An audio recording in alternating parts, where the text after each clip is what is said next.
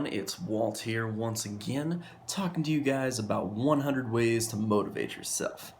And today's topic is part 29, where we are talking about making new word connections. So that's the basic principle, is to make new word connections.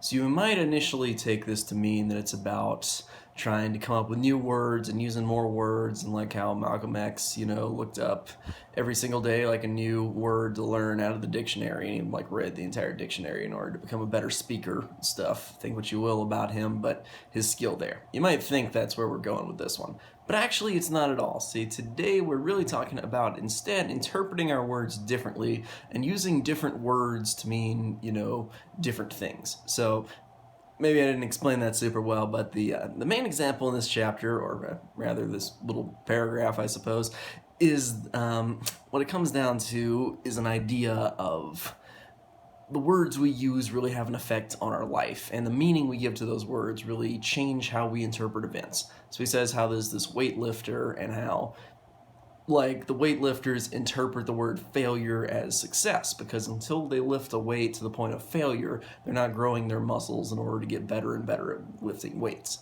So he's saying that really what we need to do here is to accept that we can interpret things like failure as success. So when asked about Edison and the whole light bulb thing, he'll say how he didn't fail, he found 5,000 ways not to build a light bulb, but he only needed one that worked.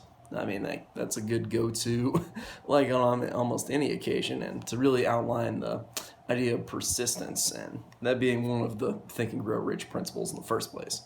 But really, when we start to use different words, when we start to think of, okay, maybe this isn't a failure, maybe this isn't really a defeat, this is just something minor, I can get through this, I can get over it, I can get better, all that kind of stuff. When you start to think of the words differently, then you can start to interpret events better, because when you have words that have negative connotations and fear-based response kind of effects, whenever you're using words that are saying, I can't do this, I shouldn't do this, this is bad, all that kind of stuff, you're really trying to, in that case, you're really strengthening your fear neural pathways. And instead, you want to strengthen the love neural pathways. Interpret things that you once saw as fearful as being loving, and you'll become a more loving and happier person.